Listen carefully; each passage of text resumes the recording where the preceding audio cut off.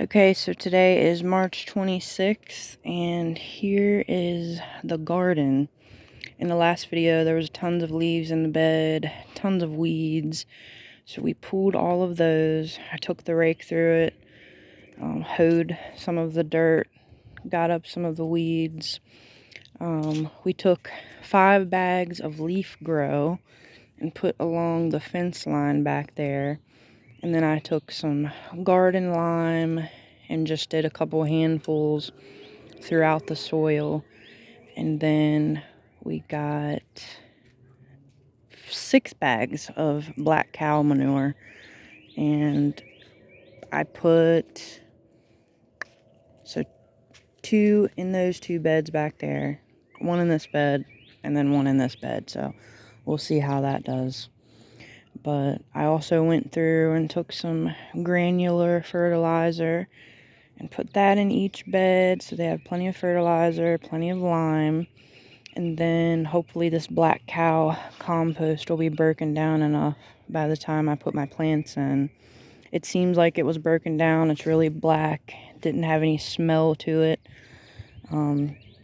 If you open up a black bag of black cow and you smell like a cow manure smell, you should probably let that bag set for a couple months to break down. You don't want your plants to burn or turn yellow from lack of nitrogen if you put them in hot compost. So here's the other bed. This is where we usually have peppers. We usually have sunflowers all along the fence back there. Let's look at the pollinator garden. And this was also tilled today as well. We have an electric tiller. It's very small and works great for our small little garden right here. We have the rosemary looking brown and crispy, lavender right there.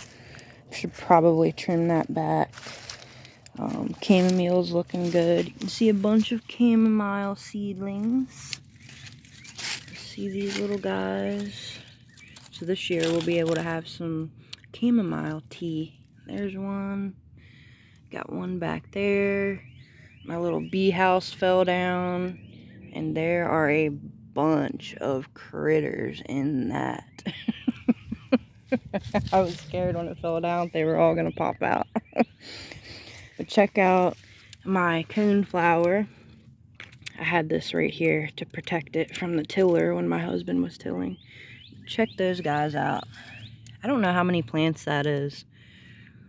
I had a couple seeds planted in the pot when I planted it last year, so hard to tell. What is that? Oh, okay, I thought that was a slug or something on there. But these guys look really good. You can see a bulb forming right at the bottom there, which is really cool. It took me 2 years to grow that from seed. Definitely, if you're not a patient person, go to the nursery and buy yourself perennial flowers because you'll be waiting a couple years. And we have the yarrow coming back. Looks really good. Milkweed, I don't see any signs of life in that.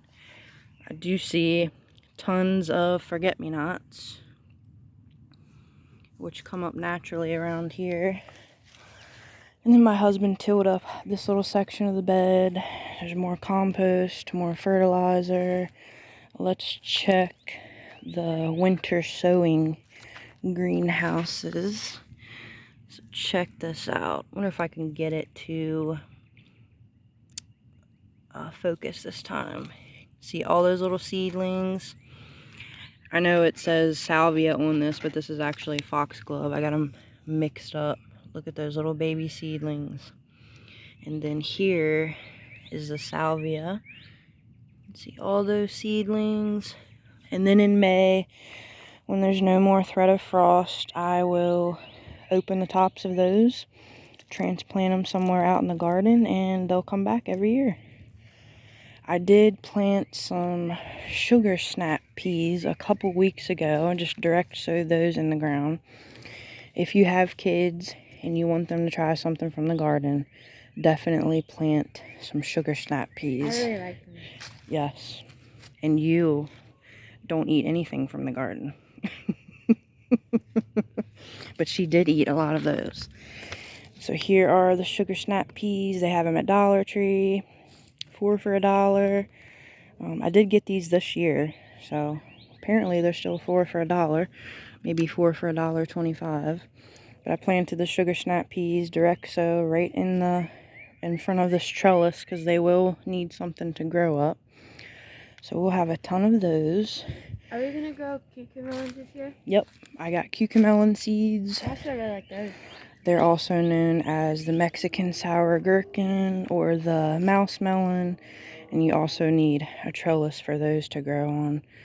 But yeah, they look like little baby watermelons. Really cute. They kind of taste like cucumbers. They are cucumbers. They are? They're baby cucumbers, yep.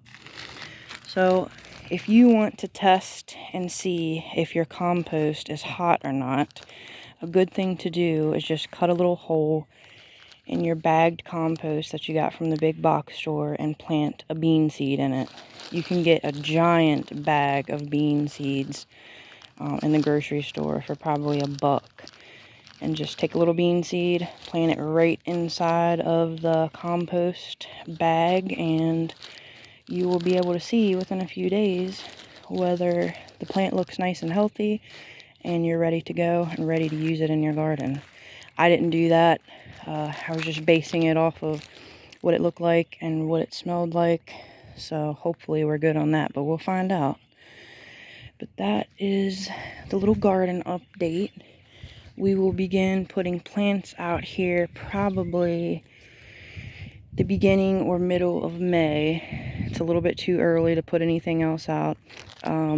Sugar snap peas, they can handle a light frost. So that's why I went ahead and stuck those guys out. And plus, peas actually help put nitrogen in the soil, from what I understand. So that would be great. But I'll do another little update in about a week or two, and we'll see if the peas come up.